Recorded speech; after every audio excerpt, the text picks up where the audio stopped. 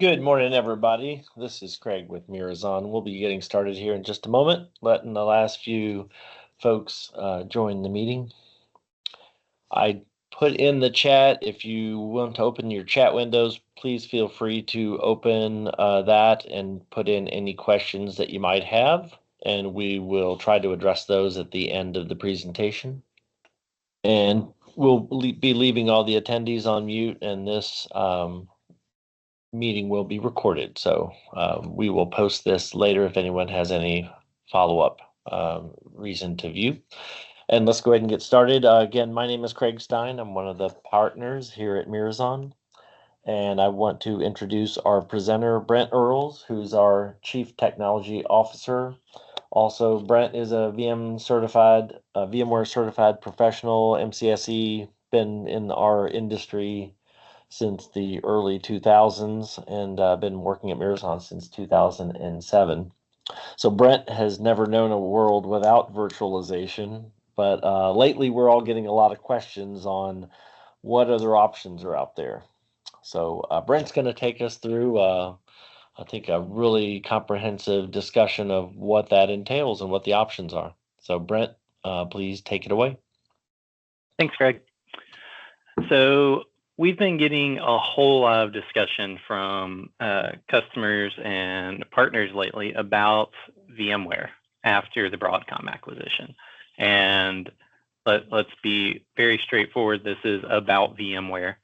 A lot of what happened after the Broadcom acquisition did not come across great to people.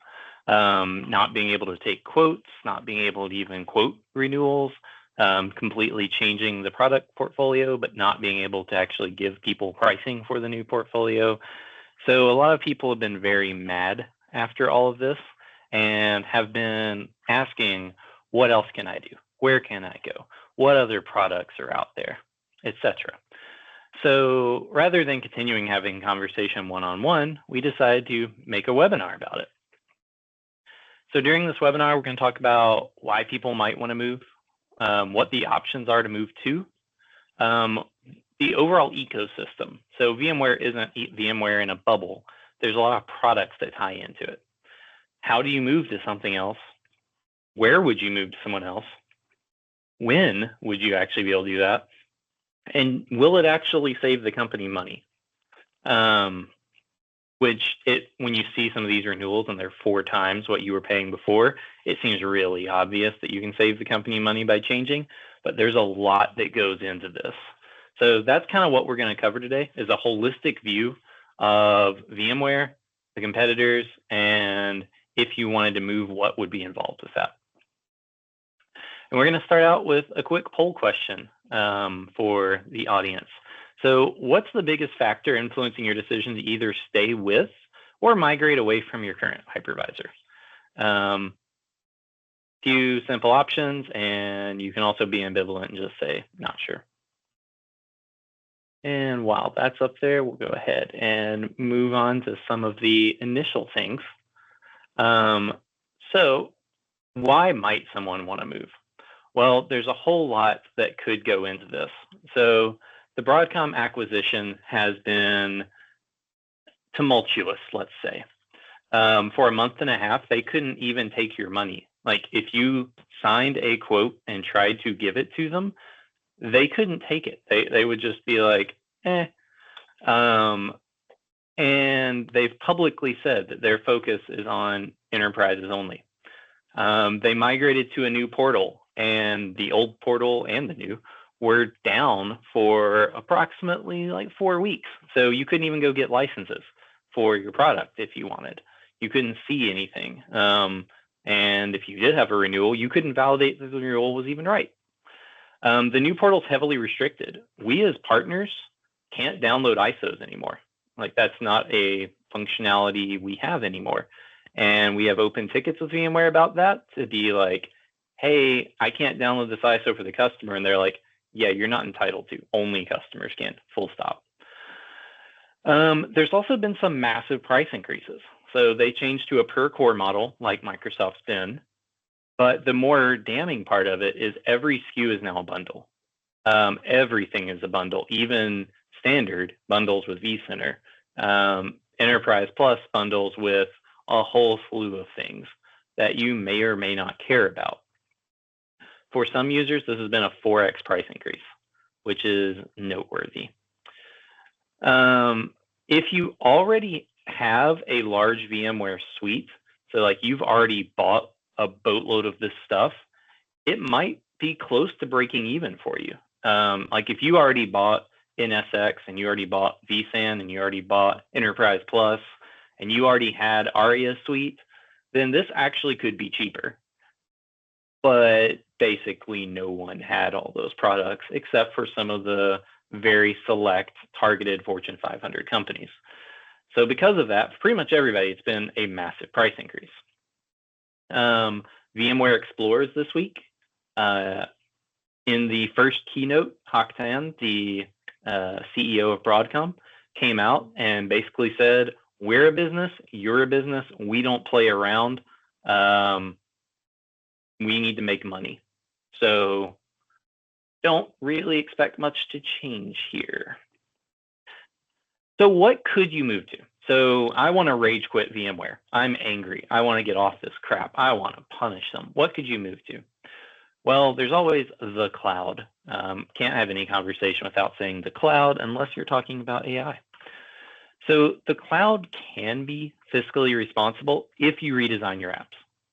If you do SaaS, PaaS, container, serverless, it can be significantly cheaper than keeping those services on-prem. It can make things easier for you. It can save you money.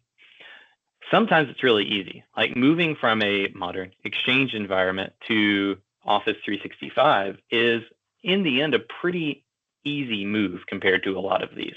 And it can save money pretty immediately if you start leveraging any of those other 365 things. Sometimes, however, this can be a very difficult project. The ERPs and CRMs that our businesses rely on are often the things that no one wants to update because they're so core to our business. And moving those things is painful. But every single server is basically a mini project. So moving the ERP, well, it's not just moving ERP, it's moving the application servers, maybe web servers, depending on how old it is. You're moving the databases. You've got all these different parts, and each one of those has to be looked at and moved of its own accord. The lift and shift, which is basically just taking your VMs that are on-prem and making them VMs in the cloud, almost ubiquitously 100% of the time costs more than keeping things on-prem, because that's not what the cloud's designed for. It's not made to just run VMs. You can do that, but that's not how it's made. So this often, and I'll say often just to be polite, in my experience, 100% of the time, this costs more than staying on-prem, even with the elevated costs. So what could you move to? Well, the core and most obvious answer would be Hyper-V / Azure Stack HCI. Hyper-V has been in the market for 16 years with a very mature, stable, fast core hypervisor. I'll be very explicit there, even underlined it, core hypervisor. The hypervisor itself for Hyper-V is rock solid. And in apples to apples benchmark is actually often faster than VMware by nothing anyone cares about, like 0.5%. But it is very good. However, the management ecosystem Microsoft gives you is suboptimal. And unfortunately, it's been like this since it first came out in 2008, and they keep not making it better. So if you have a single Hyper-V server, you have a little MMC snap in, because apparently it's still the 90s, and that runs really well. But you can't use that if you have any form of cluster, because it doesn't support any cluster functionality. You know, vCenter, you can use vCenter for one host or a whole cluster for everything, get the same functionality. It's quick, finally. It works well, finally. And it's really nice. Can't do that with Hyper-V Manager. PowerShell, well, we all know that you shouldn't ever use a GUI on the operating system called Windows. So with PowerShell, you can do everything on every version of Hyper-V. So as long as you're fine never being able to see anything visually, PowerShell is a great option, and it works the same on a single server, a small cluster, a large cluster, or a hyper-converged solution. That is the only thing that ubiquitously works across all the solutions. Failover clustering, this is, Failover Cluster Manager that came out in 2008. Obviously can't use with a single server, but you can use it for the other ones, except in hyperconverged, and then some of the stuff isn't in the UI, it's only in PowerShell. Windows Admin Center actually works on all of them, but not every feature's in it. So you still have to go back to PowerShell. And it's still not as fast as a connection-oriented UI. Windows Admin Center is still basically running some PowerShell on the back end to gather a lot of this information. It's a lot faster with the most recent version than it was before, almost twice as fast. So if you've not looked at it in a couple of years, might be worth revisiting, but all the features still aren't there. Then there's the full System Center suite. So the full System Center suite is huge. You've got SCOM, SCCM, SCVMM, Virtual Machine Manager, and if you truly want every single feature that vCenter has, this is the only way to get it with the GUI. And it's enormous. You're often talking like a 10 to 12 server ecosystem to deploy this. So again, for those small environments, doesn't make any sense, only for the big ones. Hey, Brent, on the topic of size, give us a couple ideas of your consideration for a small versus a large cluster. I mean, a small cluster, you're probably talking 4 to maybe 10 hosts where it works decently. And then large clusters, basically anything up to 64. Thank you. So Microsoft's obviously not going to be focusing too hard on that because it doesn't involve the cloud. So you have another option of Azure Stack HCI. So Azure Stack HCI is very similar to what you would get with a Dell VxRail or HPE GreenLake or something like that. This is an OEM integrated solution on certified hardware that puts everything together. So essentially you get turnkey servers that you install and they just work. It's all managed from the Azure console. So everything we talked about on that previous slide of limitations, issues, frustrations, kind of goes away if you like how Azure manages stuff. And when I say it's managed to the Azure console, I don't mean like you get a locally hosted Azure console in your office. It's still the public Azure console. It's just controlling the servers in your office. It's also a monthly subscription. So you buy all the hardware from Dell, HP, Cisco, whoever. Then you have a monthly subscription on top of it per core. So it's about $33.30 if you want to run Windows VMs on it a month per core. And we'll go through pricing on that in just a second. But if you have Azure hybrid benefits, so for example, you already have Windows Server Data Center with SA, then some of these costs can be mitigated. So for example, let's say you had 4 servers, each with 24 cores, relatively small by modern server standards. Once you buy the hardware, you're then spending approximately $960 a month for the privilege of running Azure Stack HCI.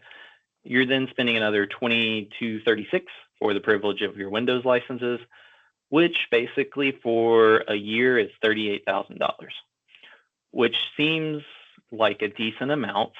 But if you actually look at what data center pricing for that with SA is, it's actually not that far off. It is more, but it's not that far off. So if you really want to have your private cloud that's controlled by the public cloud, then this is an option that you can do to move forward with. So what else outside of Microsoft? Well, we've got Dell, VxRail, HPE SimpliVity. These are just VMware hyperconverged solutions. So this is VMware plus vSAN on their hardware as a boxed up thing. The OEM partnerships were redone, much to a great deal of anger from Dell and people because they had multi-year agreements. And after Broadcom bought them, they're just like, no, those don't apply anymore. So they killed those and redid them with updated costs.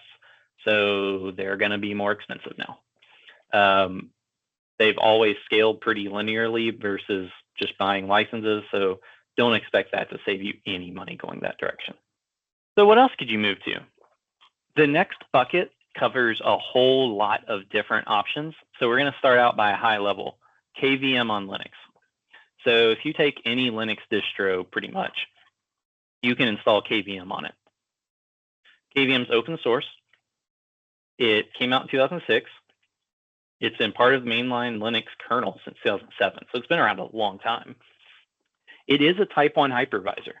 So this is the same type of hypervisor as Hyper-V, as VMware, etc., where it's type 1, it's bare metal, etc.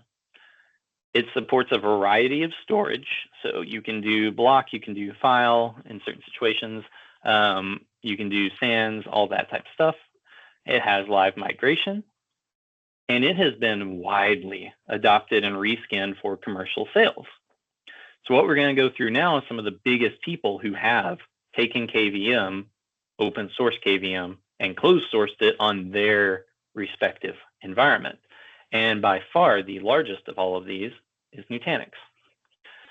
So Nutanix is sold as a hyper-converged solution with multiple different vendors. So Dell calls it XC, HPE calls it DX.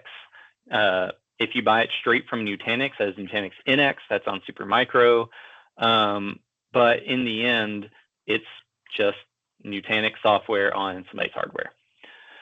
It is a KVM derivative. It's called AHV, Acropolis Hypervisor. It's been out for quite a while now. Historically, it's also very cheap to get into this ecosystem. Renewals, not so much. It is a mature product, but the biggest concern a lot of people should have around KVM is it's never really made any money. And we know how modern publicly traded companies work. Who needs to make money? But when you look at 4.7 billion in losses and only one quarter where they really made money, it's a little disconcerting. So that's a thing. What if you're an Oracle shop? Well, you can get Oracle Virtualization Manager. Hey, it's just another KVM derivative. It's free if you don't want support. It bypasses some of the draconian Oracle per core licensing, only works in this specific situation stuff.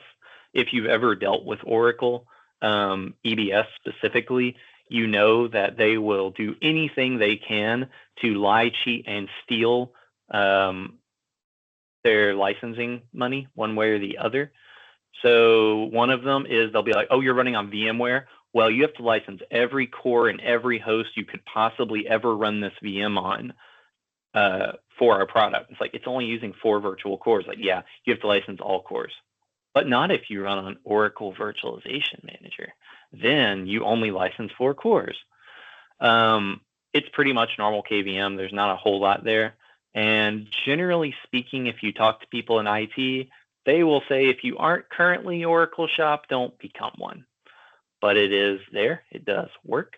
It is a thing. Red Hat. If you don't remember, they got bought by IBM a few years ago. So IBM Red Hat Enterprise Linux Virtualization. It's a mouthful. This is Red Hat's KVM derivative. Red Hat actually bought the company that originally made KVM. So a company made KVM way back in like 2005, I think it was. Or Red Hat bought them, and Red Hat owns them, which on premise should give them a bit of a leg up on everyone else, but it is an open source product, so not necessarily. KVM, I meant. Once again, this is free if you don't want support. The biggest thing with Red Hat is they seem a bit confused on whether they're going to focus on KVM or moving to OpenShift containers. There's been some stuff published that says Red Hat's deprecating support for KVM, and then it was kind of rolled back, and then it kind of rolled forward again. Seems like bad timing if you ask me, but we don't really know what Red Hat's future with KVM is as far as a supported thing, or if they're just going to make a hard push towards containers, which again require you to rebuild your applications to work with them. Otherwise, again, this is normal KVM. And then there's also the looming thing. Everyone's still waiting for IBM to ruin Red Hat. I'm not saying IBM has a history of not necessarily handling acquisitions the best, Texas Memory Systems, for example, but everyone's kind of worried about this still because it's only been 4 years, and a lot of times it takes 5 to 7 for people to do stuff. So that's kind of hanging over Red Hat Enterprise. Then there's basically everyone else. You'll note that pretty much all these are just reskin KVM. No one except for, that's an overly broad term, essentially no one except for Microsoft, VMware, KVM, and Xen actually made a hypervisor. Pretty much everybody took open source software, closed sourced it in their environment, and then went from there. KVM on Linux is, your basic thing. You don't get any support unless you pay, of course. You have to find a vendor who will pay for you. There's a lot of companies in this bucket. So Scale Computing, reskin KVM. Proxmox, reskin KVM. Kimu, reskin KVM. HPE just launched like a couple months ago that they're going to do a GreenLake KVM offering. So there's literally dozens to hundreds of companies offering a reskin KVM. None of them really have core differentiators per se. So it makes it really hard to figure it out. All KVM derivatives are within like 3% of the total market share put together. It's very tiny. Nutanix is by far the biggest of that. And then everyone else is just kind of like getting table scraps thrown at them. VMware is like 80% of the market. Hyper-V is like 15. Everyone else is like 5. Which moves us on to Xen. So Xen is another open source hypervisor, and it actually is the oldest that I'm aware of, at least. It came out in 2003 from a company called XenSource. AWS famously ran on Xen up until about 2017. Then they started moving to KVM. And a lot of that was because Citrix bought XenSource. And a lot of people became afraid that Xen was going to be closed sourced, aka taken off the open source environment. And so a lot of people started moving to KVM away from Xen. It is a type 1 hypervisor. It supports a variety of storage options. It has live migration. I only listed kind of the table stakes features that everyone expects on these. But the most famous Xen derivative is Xen Server. This is Citrix's free hypervisor. They say up to 10,000 CPUs. Everywhere they say it's free, which is a really weird way of saying it. But it's also only free if you buy their other products. So if you don't have XenApp or Xen Desktop or all the other Xenies that they're selling, you don't get it for free. You can buy it as part of a suite and get support on it. So it's basically Xen themselves, Citrix themselves, kind of stopped really developing on it a few years ago. They still offer it to try to keep people in their ecosystem. It's got low market adoption, except for people hosting Citrix on it. Kind of like the Oracle Virtualization Manager has low adoption, except for people running Oracle on it. The other big name in Xen is XCP-ng. I don't know if there's a fun way you're supposed to say that or not, but this is called a Xen incubation project, and it's hosted by the Linux Foundation. Basically, because everyone was abandoning Xen, the Linux Foundation started up the Xen project incubation. Double word. And this is exclusively community supported.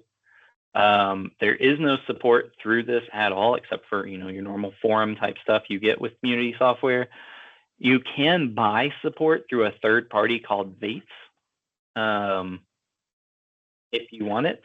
But again, this isn't like a full-on commercialized, we built a thing. This is an option for running it. So who do you move to? Well, there's no clear winner for every situation. A lot of times what people want is a copy paste. You should always go to this product. Oh, you've got a problem with getting your nail in. Well, here's the hammer that gets it in. There isn't a clear winner. if we're talking within the hypervisor space, Microsoft has the second most market share by a decent amount. Largely it's because they don't charge for it. Their management, though, is kind of miserable if you're of any scale. It's bifurcated. You have to do a lot of different things, different places. It makes it very painful. Nutanix is a huge name, but they are hemorrhaging money. And if you look at non-GAAP, aka not generally accepted accounting principles, they're making money. But if you look at actual like dollars in bank, they're spending more than they're making every single year.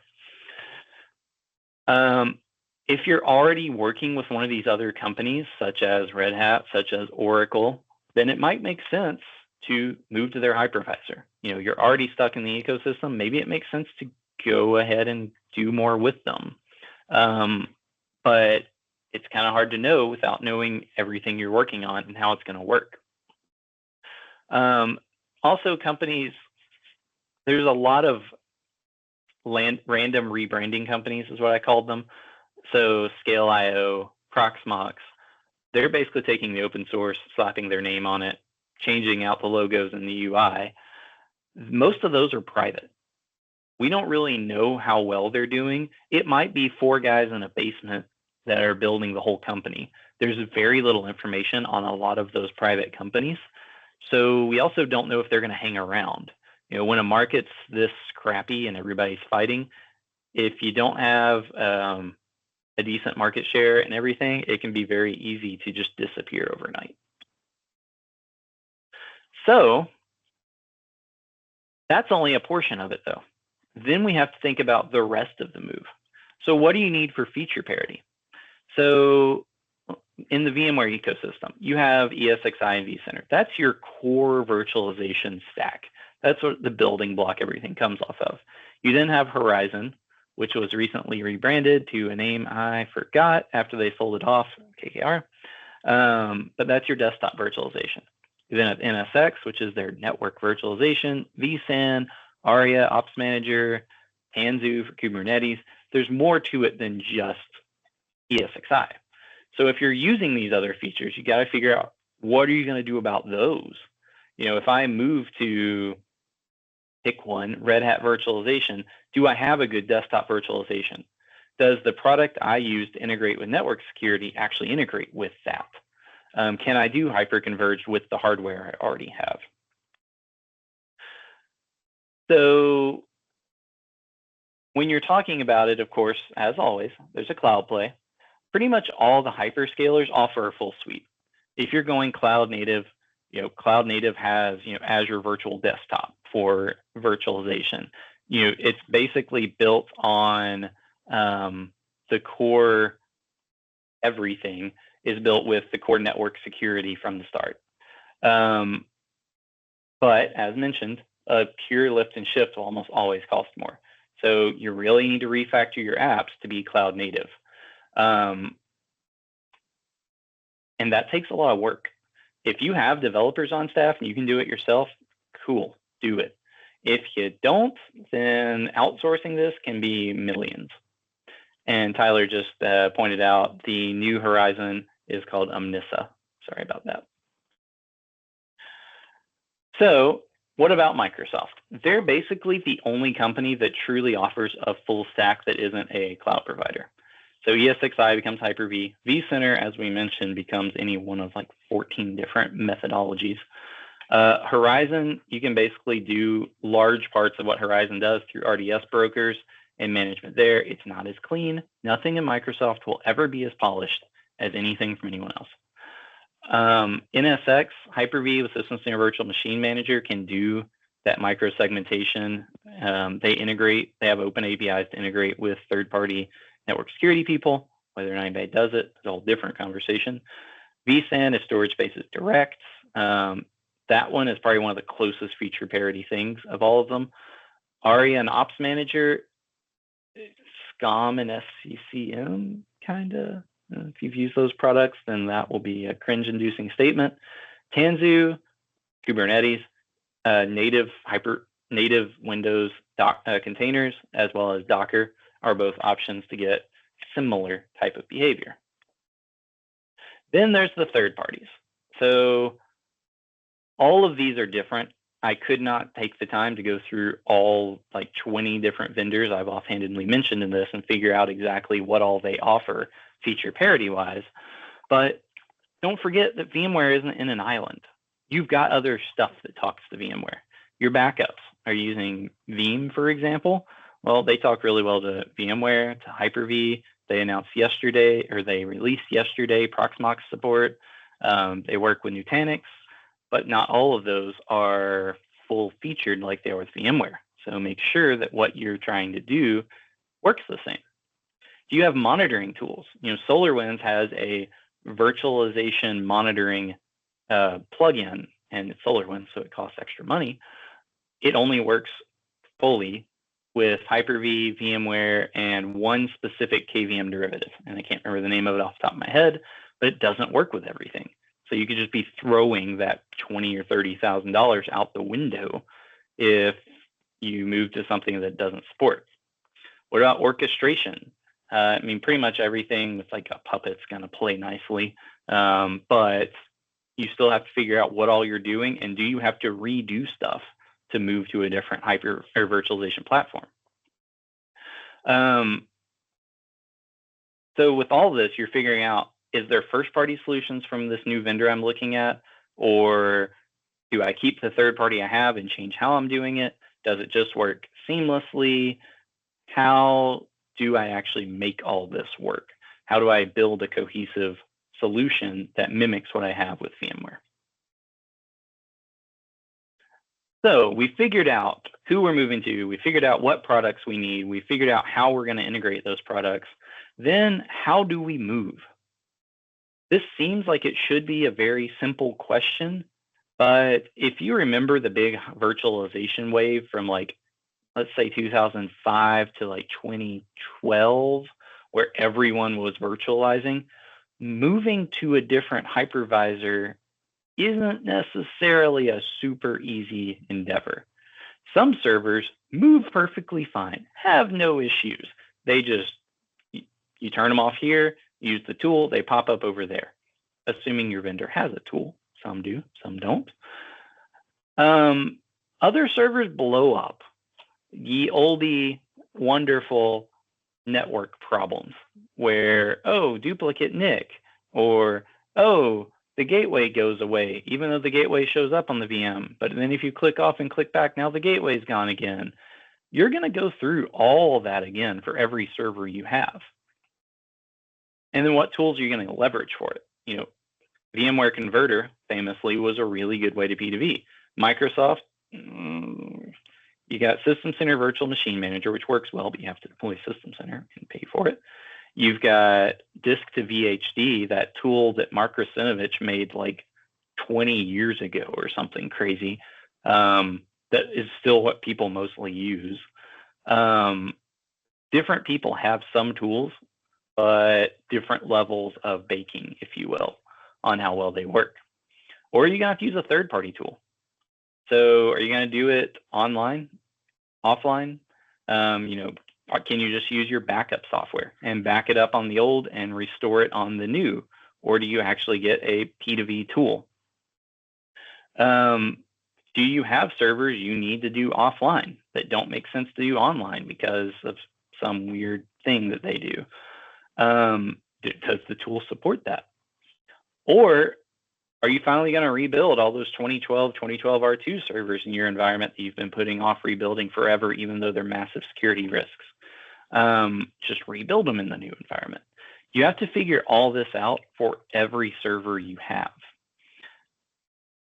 And in case I didn't hit on it enough, the woes of migrating network hardware and drivers. VMXNet 3, that's a VMware proprietary NIC/driver. It goes away. If you've ever P2V'd something into Hyper-V and then promptly not had a functional mouse because you have to install integration tools or because the old VMware tools are still in there, and you have to remember how to like tab around and use your alt shortcuts and everything to get to device manager to fix the problem. It's not horrible, but think if it takes, say, 15 minutes to fix this on a server, How many servers do you have? 5? Okay, it's not a whole lot of time. 50? 1,500? And then licensing and activations. There's so many different ways licensing blows up when you move servers around.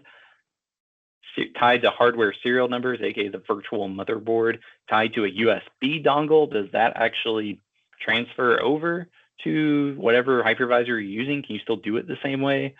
All the network configuration stuff where you put a new NIC on the server, it has a duplicate IP. If you do an IP config, the NIC shows no IP. If you open up the GUI, it shows an IP.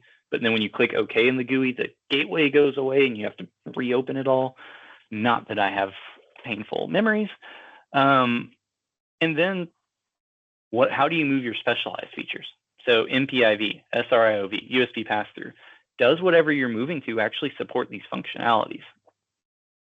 Probably, but does it work the same? So you've got to figure out, again, for every single server, how you're going to do all this.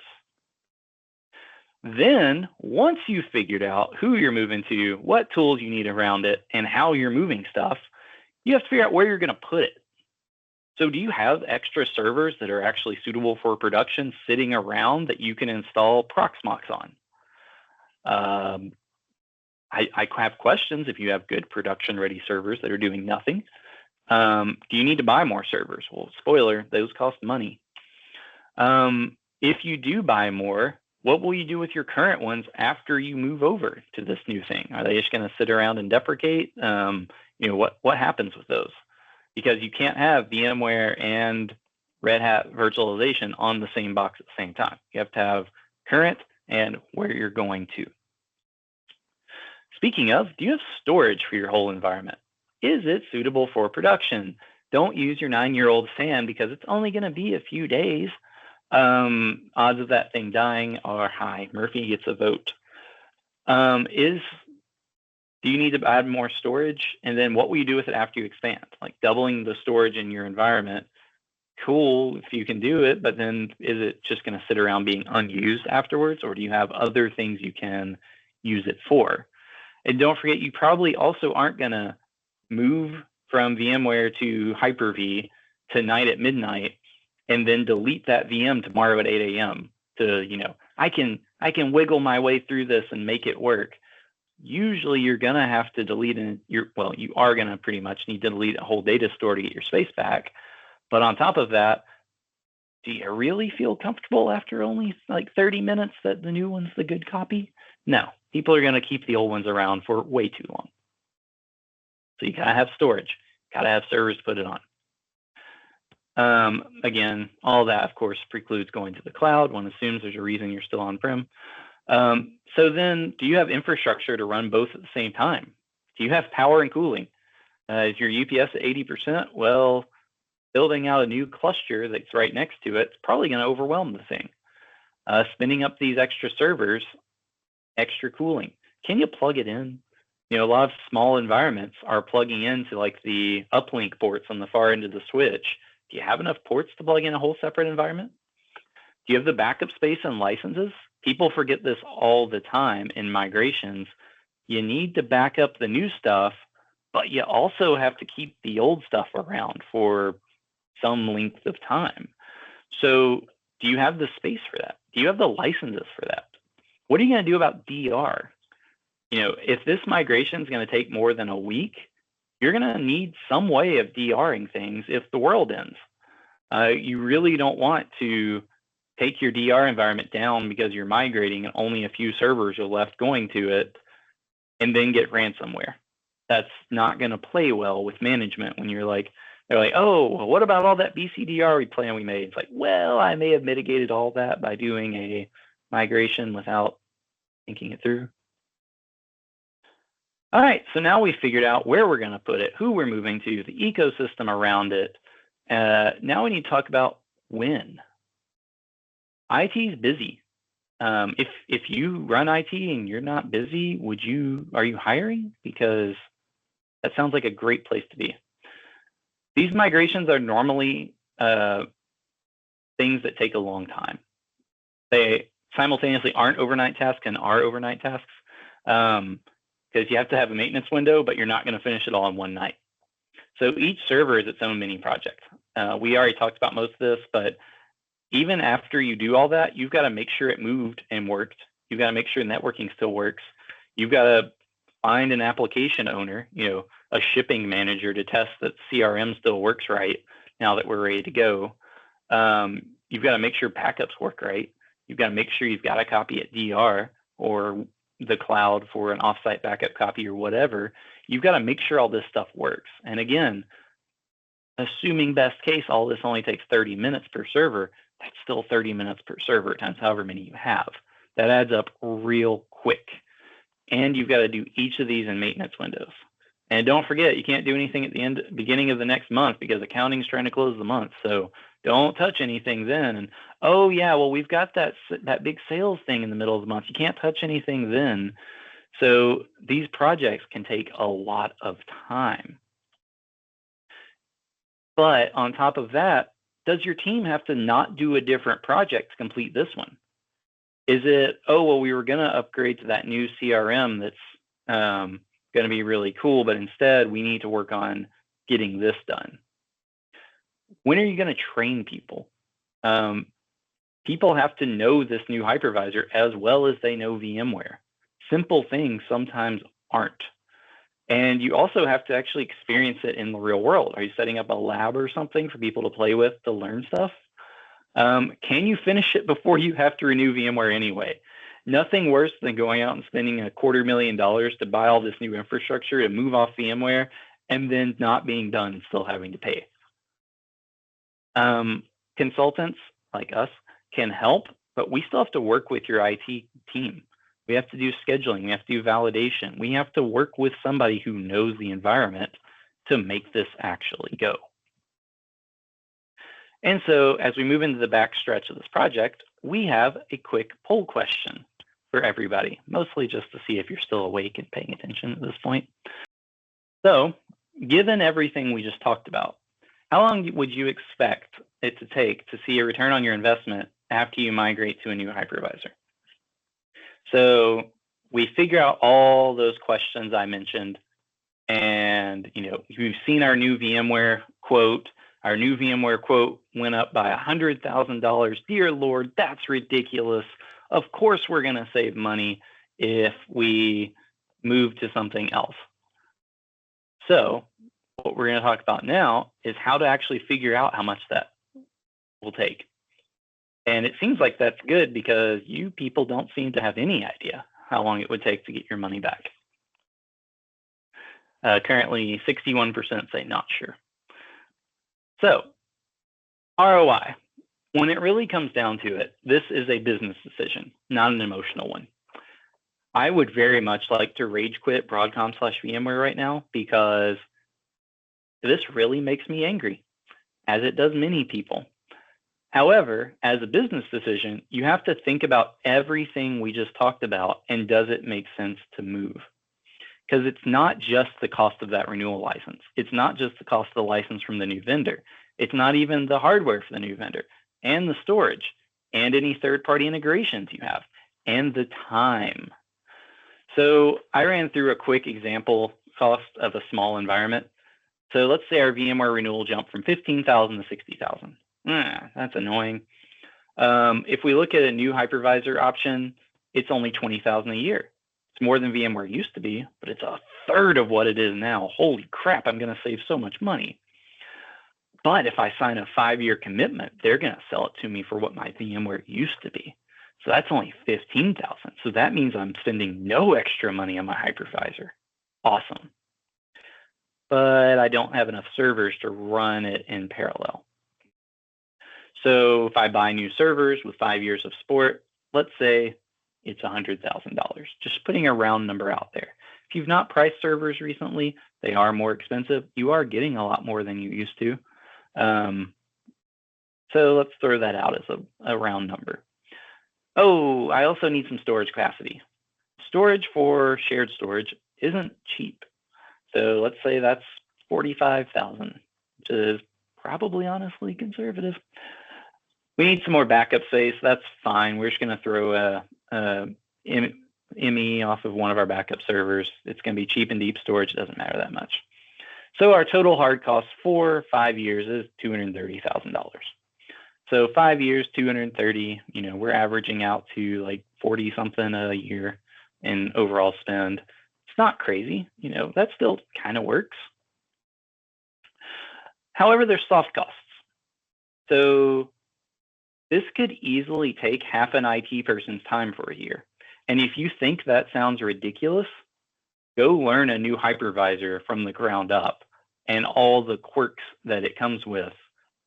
Then, after you've spent the time learning that, go through every single server and figure out how you're going to move it, how you're going to set stuff up, how you're going to test, actually do the moving.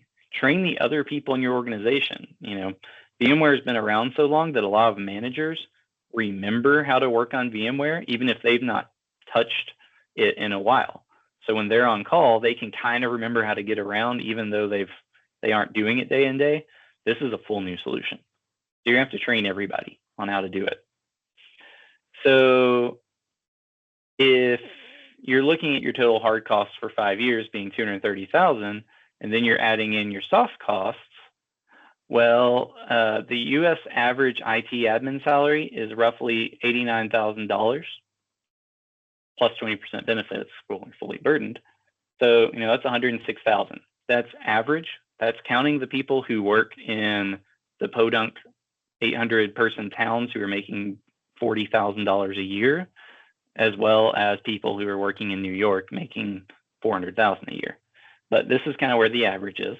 Half a working year is another $53,000. So if we run through the math we just did, the VMware costs $300,000 for 5 years, $60,000 a year. Insane. It used to be $60,000 for 4 years. Now it's $60,000 a year, $300,000 for 5 years. That's crazy. In this case, moving to a new vendor is $283,000. It's cheaper. Hard cost plus soft cost. But is it truly worth it? Well, that's for your business to decide. We did 5 years here. So you would say, but after that 5 years, I'm set. I'm good, right? Yes, but no. So yeah, you're good from a migration standpoint. You've still got to maintain this. You've still got to replace hardware and such, which you should be doing under either.